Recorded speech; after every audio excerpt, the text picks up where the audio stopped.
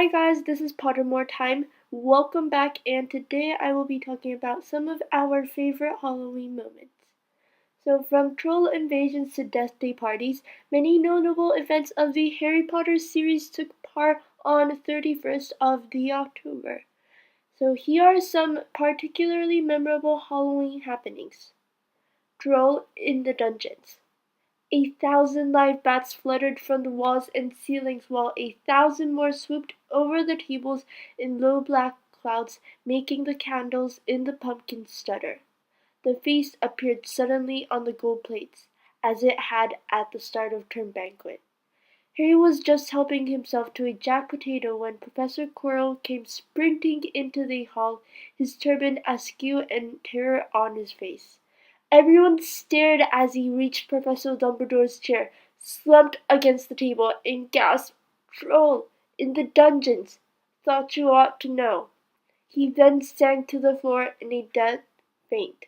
Harry Potter and the Philosopher's Stone. Happy Death Day to Nick! "My dear friends," he said mournfully, "welcome, welcome. So pleased you could come." He swept his plumed hat and bowed them inside.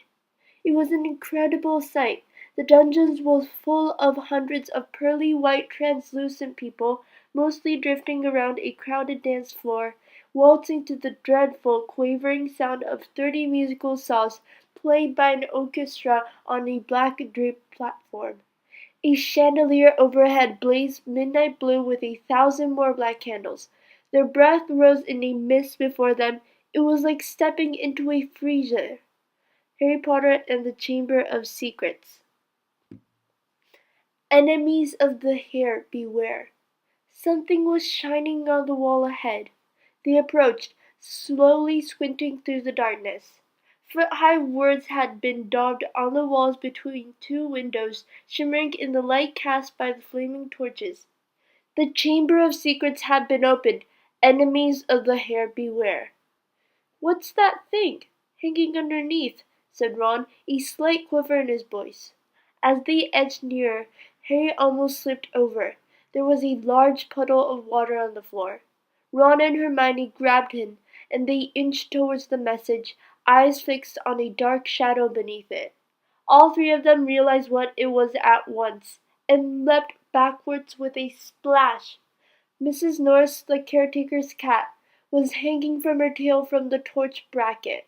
She was stiff as a board, her eyes wide and staring. Sirius Black attacks. "Ashamed, your headship, sir. Doesn't want to be seen. She's a horrible mess.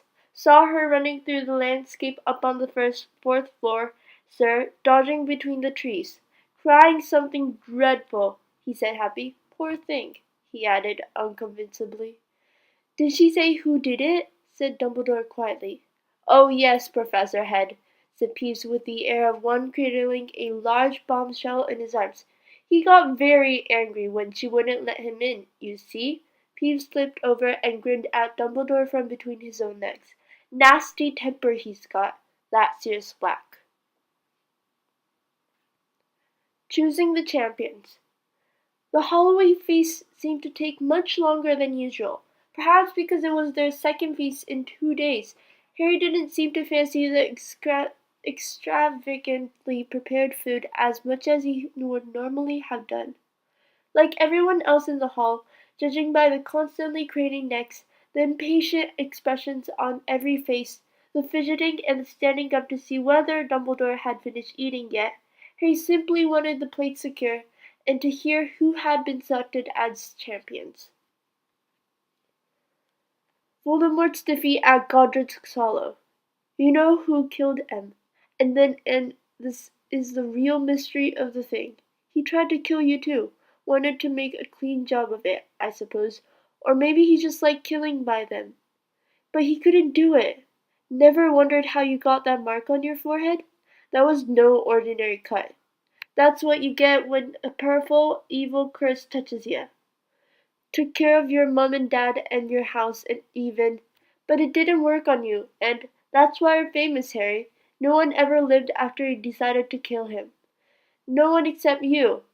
and he killed some of the best witches and wizards of the age.